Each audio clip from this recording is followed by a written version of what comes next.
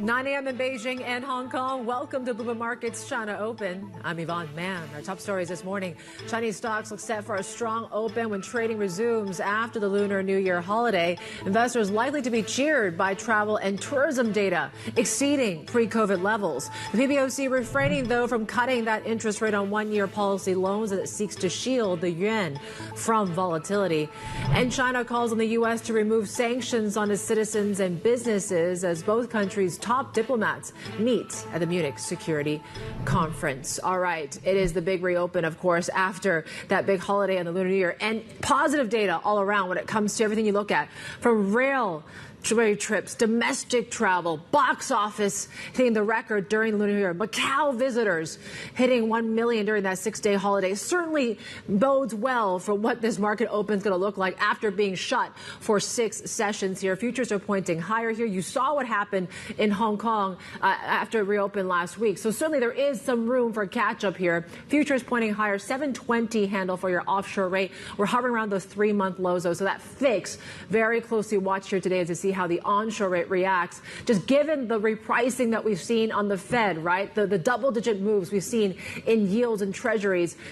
U.S. markets are closed, so we're not seeing that follow through here in the U.S. session here today as well. So certainly that leads to what happens to equities, right? Well, so far we're trading a bit mixed right now, but Asia is still relatively speaking higher. Taiwan's opening up there on the back foot. Nikkei as well. We're just about a 1% move away from hitting those record highs that we saw in 1989.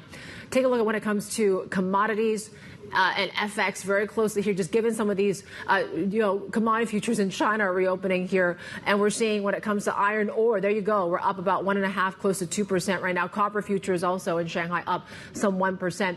Crude markets are very much in focus too. We're seeing a little on the back foot here today, but we ended last week near those 2024 highs, just given the Middle East, risks that we've been seeing there as well. FX-wise, it's about the dollar, right? This resurgence of the greenback. We've jumped for a 7th straight week for the Bloomberg Dollar Index here today.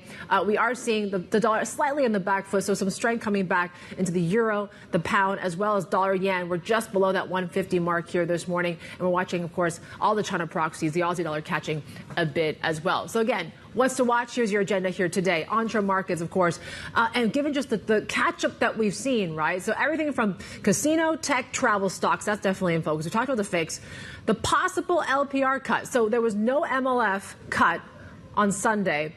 As expected, there was that net cash injection, though, although it was the smallest that we've seen since August, I believe. But it has been 15 straight months, I believe, of those cash injections we've seen.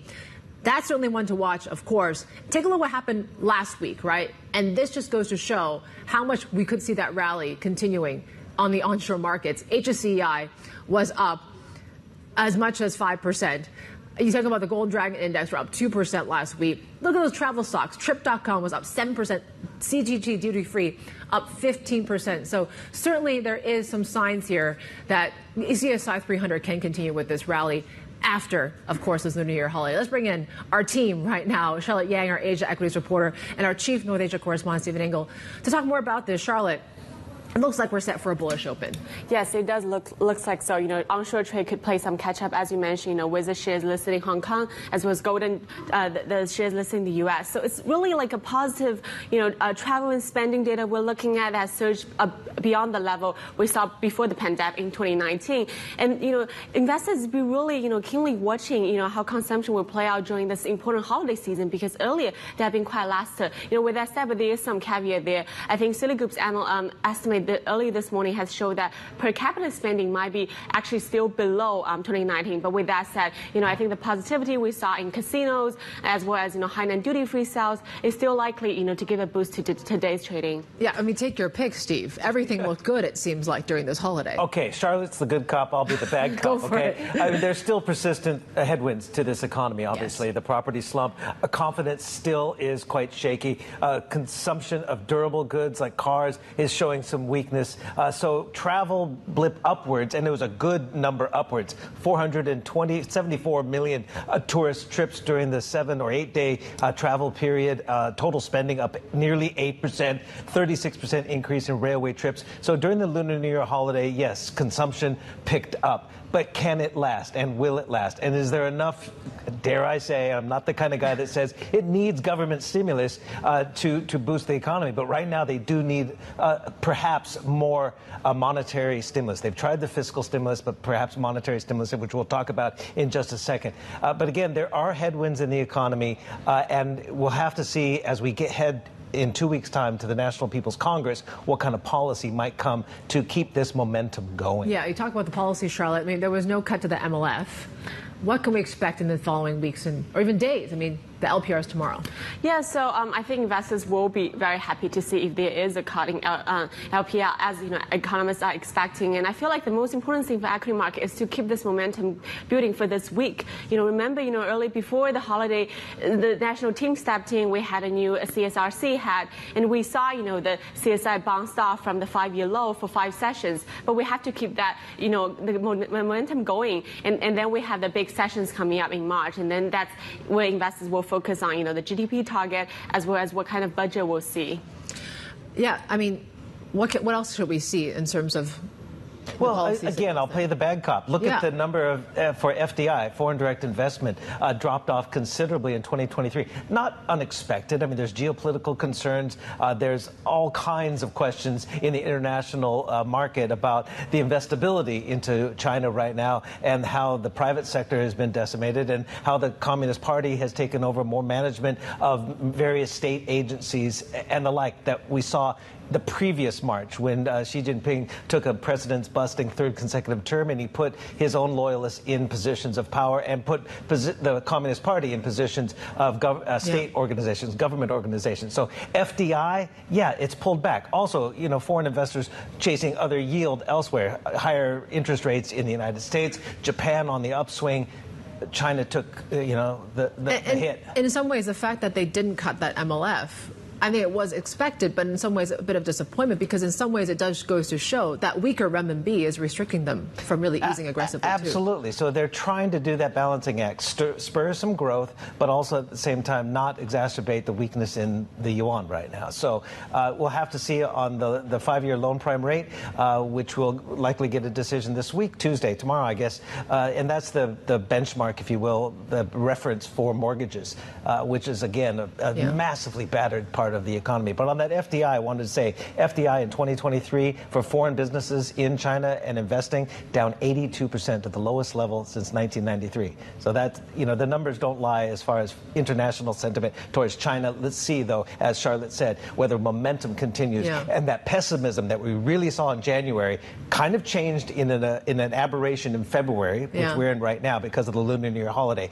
But does it carry into March and then into the second quarter? Yep. And JP Morgan had an interesting note too on Friday talking about, investors should it is time to start pivoting to more some of these risk-on trades in China beyond just the travel-related stocks that you're watching out for. What else is your team looking at? Yeah, so for today, we're also looking at, for example, the AI, some of the AI trades onshore. Given the open AI and all the enthusiasm around Sora, and onshore how traders sometimes is speculative and all retail investors. So that's we're closely watching, and we're also watching BYD, the EV makers in Hong Kong today. After they said they might be doing more repurchase in the future, as well as more luxury models coming up. So that in filings we're watching. So yeah, it's a lot of actions today. Yeah, it certainly is going to be something to watch out for. I'm just wondering in terms of just what, as you mentioned, right, Steve, about the external factors that we're seeing too, with this repricing of the Fed and the hot CPI report last week goes to show that we're going to see more policy divergence around the world here. And I think that's why the PBOC right now, and that's a story we had late last week, is kind of on hold. And that's why on Saturday they did not move the 1-year MLF rate, and also why there's perhaps caution on easing right now, at a time when the rates are still high in the United States. We don't know what's going to happen with the Fed. There is uncertainty, and they're just kind of waiting to see where this king dollar settles, if you will, and that the yuan fall is stabilized. All right. Thanks, guys. Our Chief North Asia correspondent, Stephen Engel, there. Also, Charlotte Yang, our Asia equities reporter, on what to expect out of these Chinese earnings. Still ahead, why Manulife Investment Management expects this year to be a more challenging one when it comes to global growth compared with 2023. We're also counting down the open of trade in Shanghai, Shenzhen, and Hong Kong. Of course, it is all about that reopen onshore futures. All right, we're flat.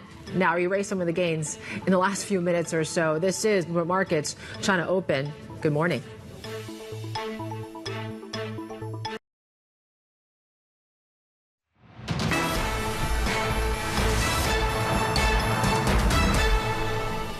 To finish the job will take fortitude. We will need to resist the temptation to act quickly when patience is needed and be prepared to respond agilely as the economy evolves. I think that May is odds off at this point and probably should be odds off. And gosh, I think we've got to recognize what no one's talking about. There's a meaningful chance, maybe it's 15%, that the next move is going to be upwards in rates, not downwards in rates.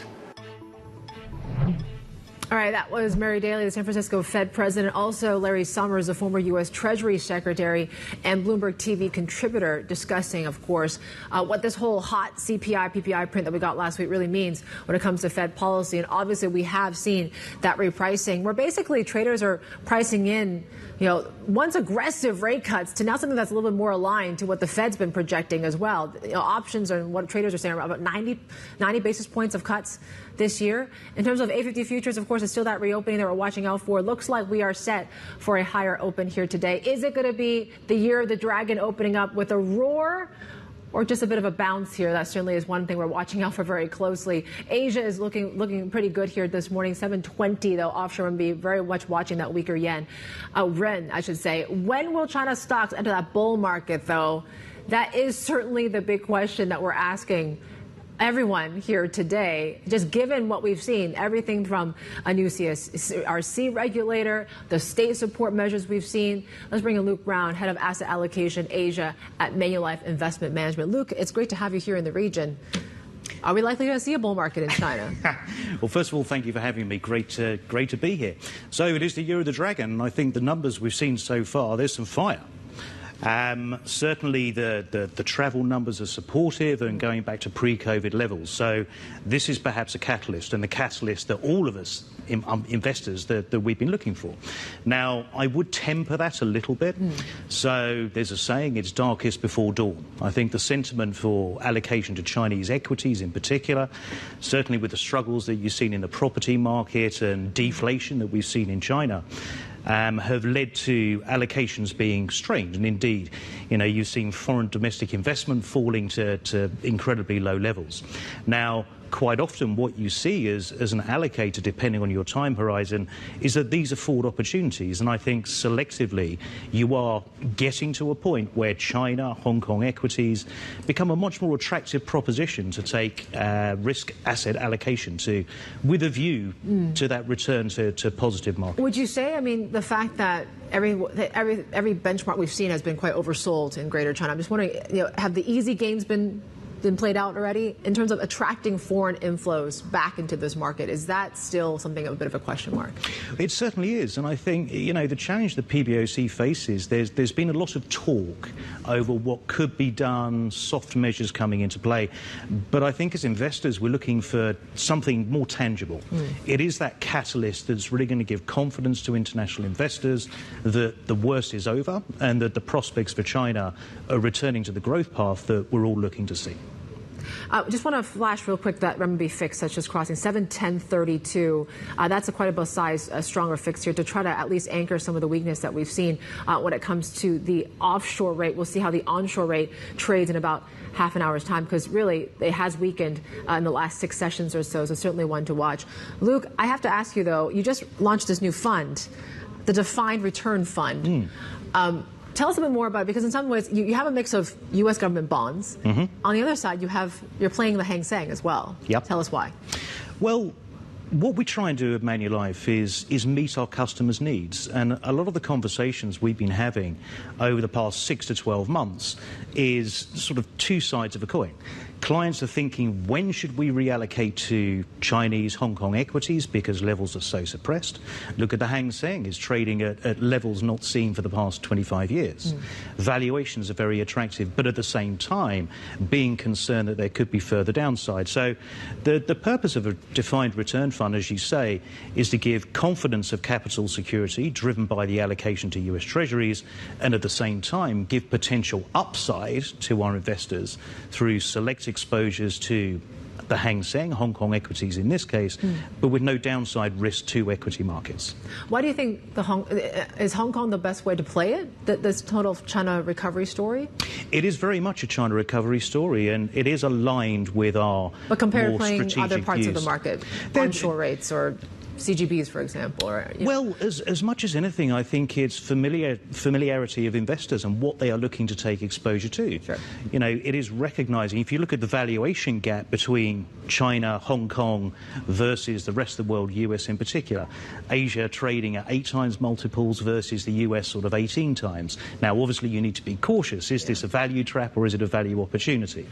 Now, in structuring a fund this way, where the outcome is driven by positive movements in equity markets but taking out the risk of downside losses, it is a way, I think, for people to transition from where they've been holding cash, start easing back into the markets, but in a very thoughtful way. How much upside are you expecting or assuming at this point? The way we've structured it is to have, it's called the Defined Return Fund. Sure. So effectively, and we'll be launching the fund in early March, we will set a barrier level on the Hang Seng to be 108% of the close of the markets on or around the 12th of March. Okay. If in 2 years' time the Hang Seng is above that barrier level, then the clients will enjoy a defined return of between 12 and 14%. Sure.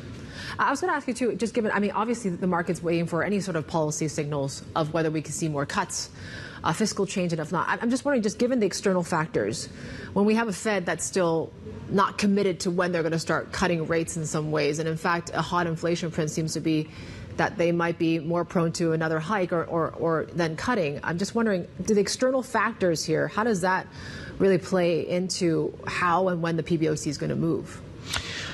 Okay, so there's lots to dissect there. Yes. So let's look at the Fed first of all. Our expectation had been that the Fed was not going to start the cutting cycle in March. We were always anchored more around June, sure, based on our macro research.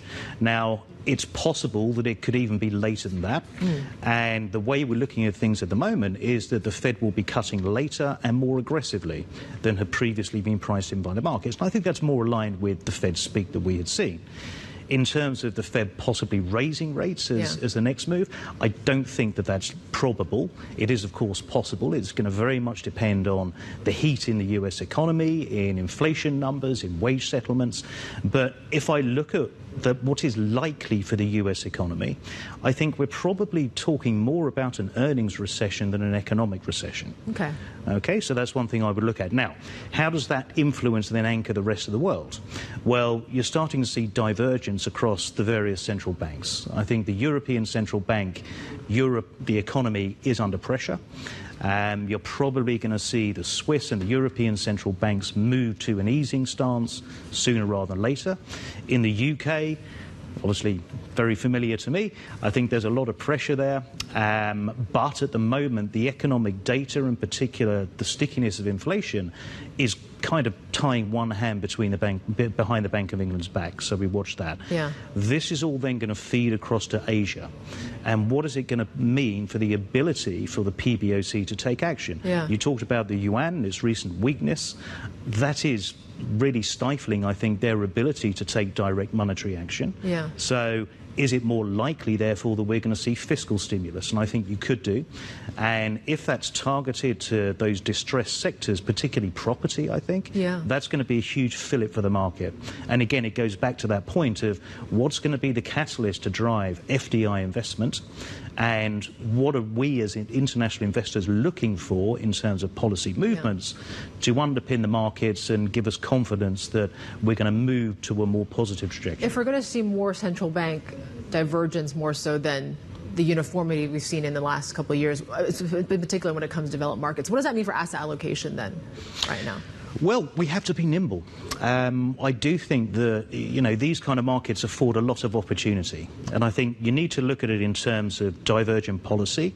Where do you want to allocate and which waves do you want to follow? You've got longer-term secular trends, whether it is energy transition, including EVs and, what that means in the marketplace. But then I also think you need to look at the geopolitical risks and the sheer volume of elections that we have this year. If you look at how much global GDP is being elected on this year, it's enormous. I'm not sure it matters hugely which way the voting goes, and the UK is a case in point. Whether it's the Labour Party or the Conservatives, the economics don't change, and there isn't much to choose between them.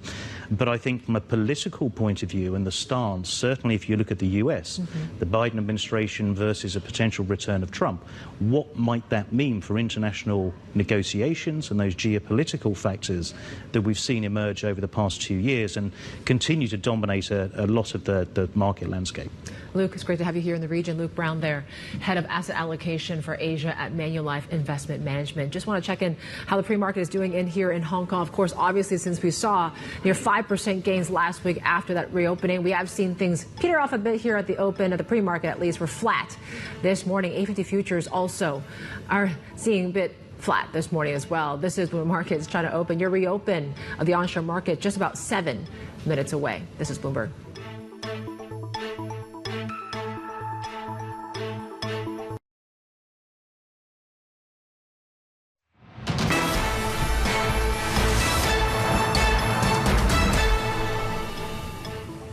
All right, Hong Kong markets are opening with a pretty much of a flattish sort of feel on this Monday morning. Maybe that post-reopening after Lunar New Year, that bounce that we saw may have not been lasted for too long, but we'll see how the onshore markets are going to be trading here. We're now slightly lower when it comes to those. We're down about a fifth of 1%. 244 for your Chinese 10-year yield and 720 for your offshore rate here as well. 8 shares are down about a third of 1%. In terms of some stocks to watch, it's the travel stocks, it's the film stocks, it's the tourism stocks that are certainly what we're watching out for here today. In terms of what we're seeing in the 8-share market, CTG duty free, that's down some 1.3%. We were up double digits last week. Keep in mind, luxury sector as well, Prada up 2.5%. So certainly one to watch some of these luxury names as well, just given some positive travel data that we saw out of China. And the casinos, right? Basically 1 million visits that were made in the first 6 days of the holiday. That's the highest that we've seen since data was released in 2017. Mixed bag, though, when it comes to some of the casino operators here today. The Open is next. This is Bloomberg.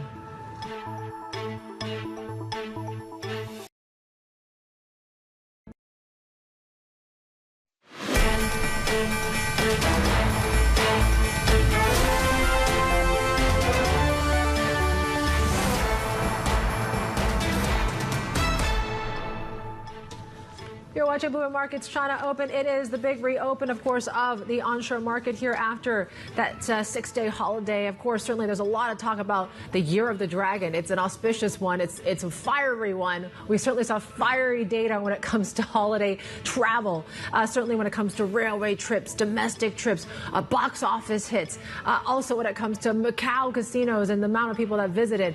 Even Chinese tourists coming here to Hong Kong, coming out with some pretty stellar numbers. And in fact, if you look at some and how they break down, some even surpassing pre-pandemic levels back in 2019. So can this last? And is this consumer spending surge enough to offset some of the weaker parts of this economy? Certainly is the big question here today. And so far, it looks like the Hang Seng, the rally that we saw last week when it comes to the offshore markets, is not lasting too long. We'll see how this all plays out. But there you go. Shanghai is up 0.9% here on the onshore market. So there is that bit of catch up here, just given the moves that we saw when it comes to 8 shares, MSCI China, also when it comes to the Nasdaq, and Dragon all did very well when they reopened last week. So certainly that's one thing to watch. HS Tech, though, that's where you're seeing a little bit of that downside, that drag on Hong Kong. Perhaps it's more profit taking, but certainly the tech space was where we saw a lot of the net selling leading into that Lunar New Year holiday. So a bit of reversal there here today, but we're watching commodities. There you go, 5% pop for Shanghai crude. Iron ore is catching a bid.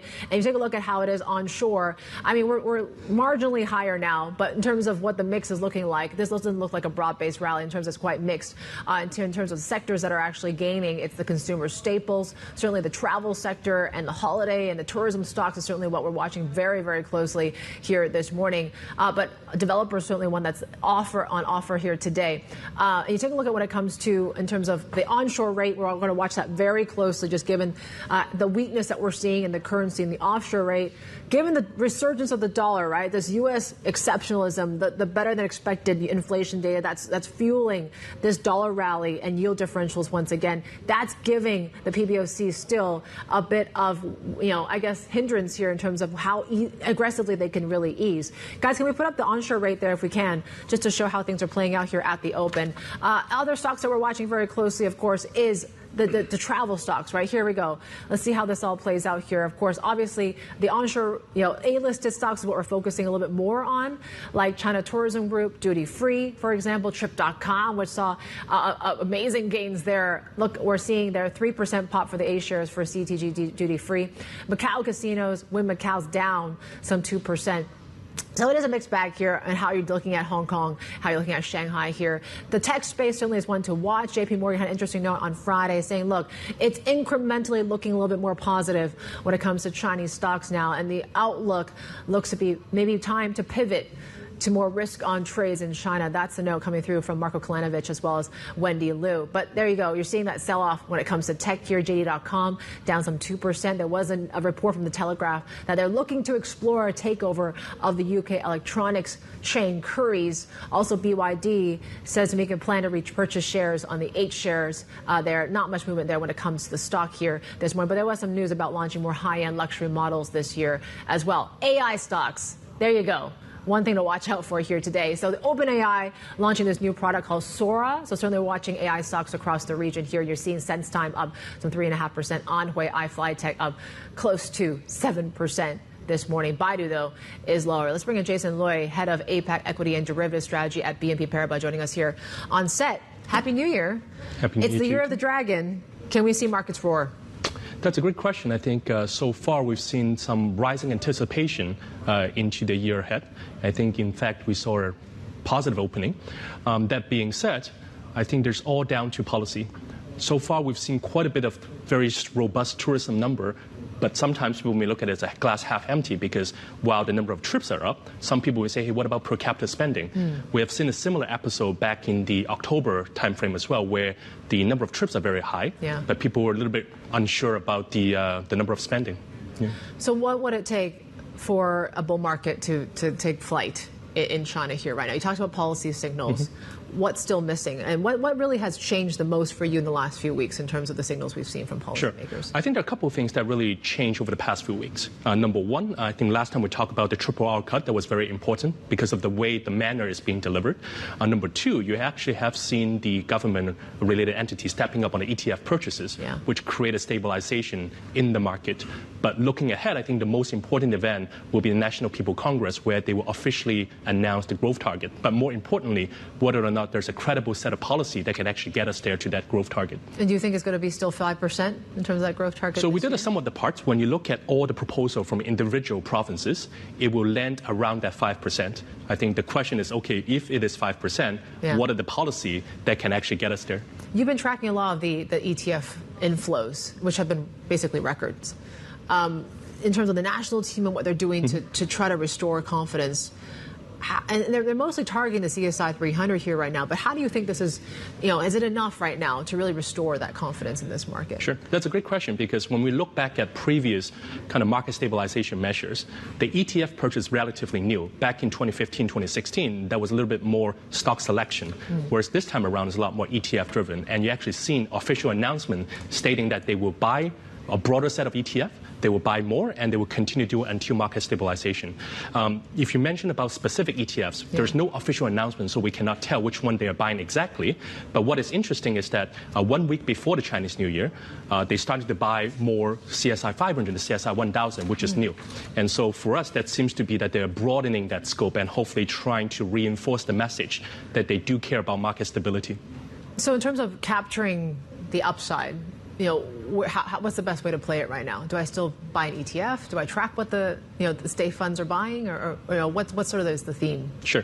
I think the state funds there to really draw the bottom of the market to make sure that you don't have this kind of downward spiral of sentiment, negative sentiment. We still like going beyond the index level. I think we think there are specific themes that can benefit, like some of the capital market structural reform.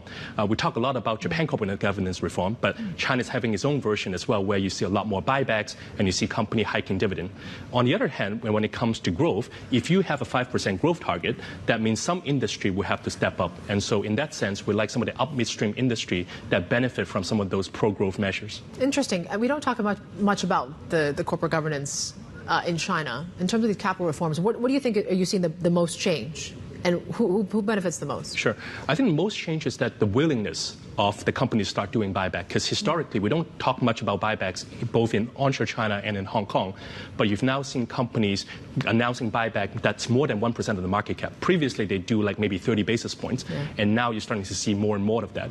I think there is a positive feedback loop that as companies get rewarded for doing corporate governance or doing shareholder friendly measures, you encourage more companies to do that as well. And that seems to be one of the key kind of objective of the CSRC for 2024. So in terms of what else, I mean, you've been talking about the share of equity assets allocations and insurance funds. What are they, how is that going to broaden, I guess, that scope for them? And what are they looking to buy? Sure. When it comes to insurance or the broader long-term pension investing, right, you typically look for two things, cash flow and capital appreciation. And so, which essentially means dividend and high-quality stocks.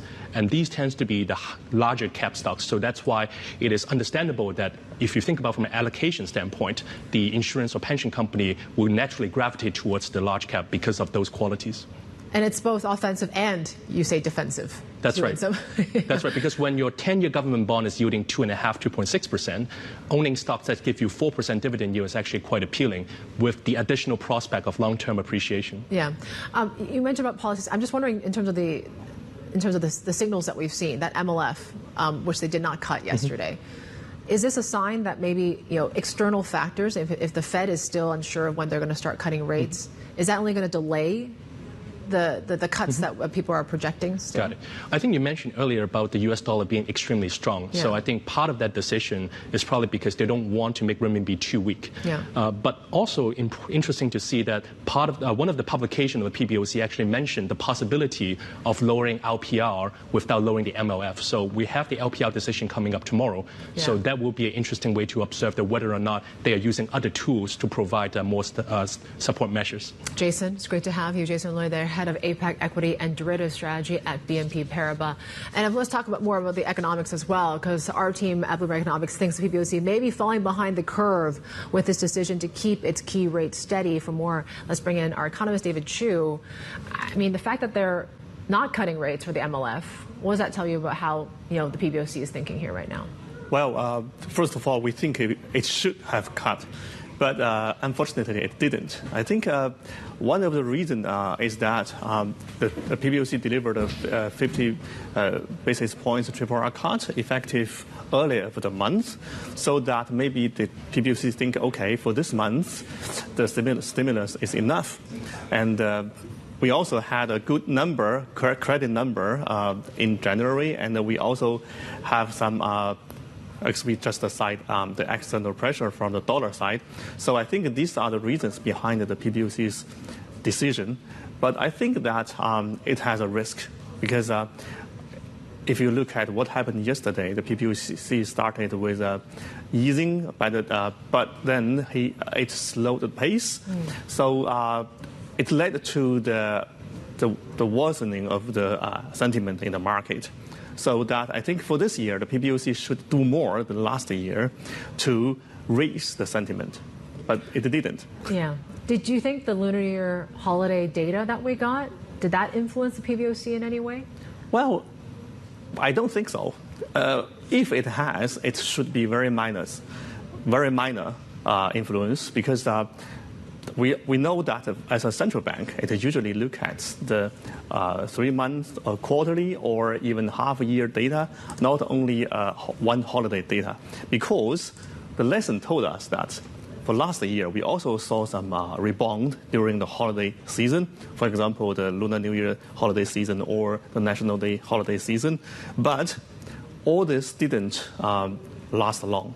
So that I don't think that only the holiday data could be a reason for the PBOC to hold. How positive was this data that you're getting so far? I mean, is it enough? I mean, we're still seeing when it comes to durable goods like passenger cars, for example. I mean, those sales are still slower, too, as well. So how good was the data? Yes, if you look at the data available so far, you would think that all of the data beat the 2019 before the pandemic, yes. Right? So you may think that China's consumption has recovered. But to be honest, we still have some data missing. For example, so far we haven't seen the overall retail sales data. The MOFCOM used to publish this data back to several years ago, but since the pandemic, they stopped publishing this, so we don't know it yet. And also, as you just aside, some of the concrete or hard data are still missing. For example, the retail the total retail sales, the car retail sales, and also one key data is the home sales data. Obviously, we were talking to Steve earlier about this FDI data that we got as well, with basically, that measure was the lowest since 1993, which just goes to show the lack of confidence out there. What do you think are the reasons why we're seeing a slowing in FDI now? Well, I think it's the most decisive one is the geopolitical reason. Well, I think people can understand this if you are running a business and you see some very key risks or uncertainty in the geopolitical side, it will defer your decision. So it's a natural reaction, right? All right, David. Thank you, David Chu there, our Bloomberg economist there, talking a little bit more about some of the data that we got out of China. Of course, still prelim data. We'll see how the official data actually plays out here. And this is what your Greater China markets are doing here right now. So the CSI 300, those initial gains that you saw, well, we're about 12 minutes into this open, and we basically have erased those gains. MSCI China as well as Hong Kong down about 1%, and HS Tech seems to be the biggest drag here, down more than 2.5%. H shares are also lower by 1.5%. We got plenty more ahead. This is Bloomberg.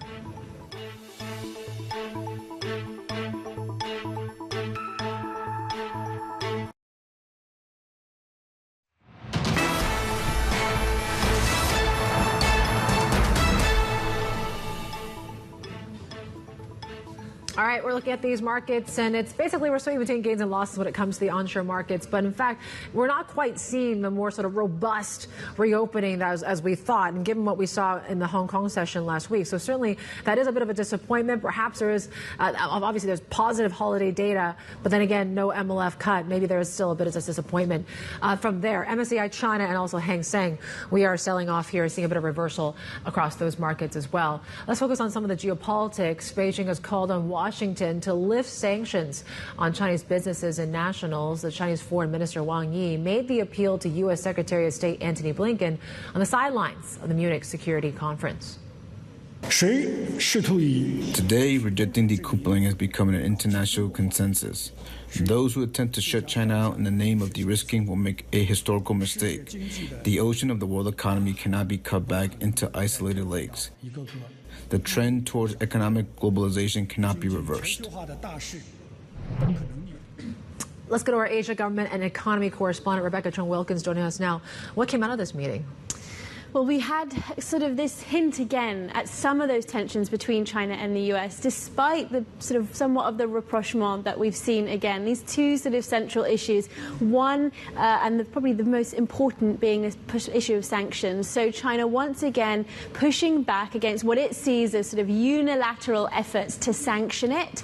It has very much repeated its party line. But it's worth mentioning the broader backdrop here, which is that the European Union is considering extending sanctions to new companies that they believe are hobbling Russia's efforts in the war. Now, there are 3 Chinese companies that are also named on that list. So while on the one hand we have somewhat of easing of tensions between Beijing and Washington, this concern about Europe and Beijing and some of the sort of tit-for-tat that we've seen with sanctions there, the EU's investigation to state subsidies of the EV market and so on, again, very much sort of dominating at least the China side of the Munich Security Conference. And it just goes to show, as you say, I mean, it looks good on the surface, but some of these, the core issues about sanctions, that's still a non-negotiable, that's still a red line, really, when it comes to Washington. Absolutely, and a red line, in fact, that both Washington and increasingly the EU are willing to sort of push back against, and seems to think it's more important to push back again. I mean, the other thing that we saw also was this comment about pushing against the harassment of Chinese nationals entering the US. Now, the sort of backstory there is that we've had this sort of stream of media reports about Chinese students in particular facing issues getting into the country, so either having their visas completely revoked and being sent back to mainland China and going through these reportedly lengthy interrogations. Now, we've had this sort of pickup of criticism. The Beijing spokesman has already previously mentioned this issue, talked about the psychological damage that is being done to Chinese nationals as they enter the US. So increasingly we see these sort of perhaps sort of soft areas where we're seeing both Beijing and Washington kind of piquing concern. All right. Rebecca, thank you. Rebecca Wilkins, our Asia government and economy correspondent, joining us here. Here are some of the other geopolitical stories that we're tracking for you today. President Biden has blamed U.S. lawmakers' failure to approve emergency aid to Ukraine for the fall of the city of Avdiivka. The move gives Russia a significant battlefield victory after months of fighting. Meanwhile, Ukrainian President Volodymyr Zelensky has invited former U.S. leader Donald Trump to the front lines of the conflict to experience a, quote, real war. Sources had earlier told Bloomberg Trump would push Kyiv to negotiate an end to the war if he returns to office after the November vote. If Mr. Trump, if he will come, I'm ready even to go with him to the front line. I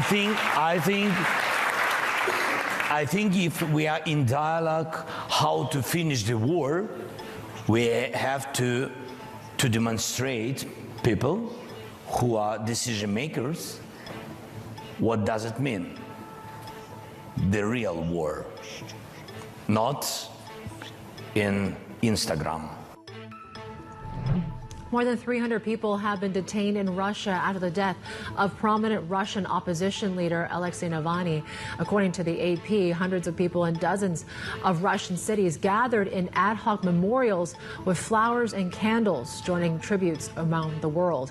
The rights group OVD Info says more than 200 arrests were made in St. Petersburg. Many of the detained have been ordered to serve 1 to 14 days in jail. Former Thai Prime Minister Thaksin Shinawatra has been freed from detention after being granted special parole due to his old age and illness. The 74-year-old was released 6 months before the end of his shortened jail term.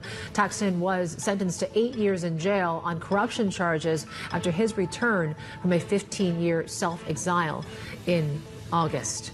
All right, Taylor, when it comes to markets here, before we get to that break here right now, so we are seeing a slight bid across onshore equities here, not quite following through what we saw with Hong Kong last week, but Hong Kong seems to be selling off here today. We're down about 145 points this morning. The rest of the region looking mixed, with the Nikkei down, the Kospi up. This is Bloomberg.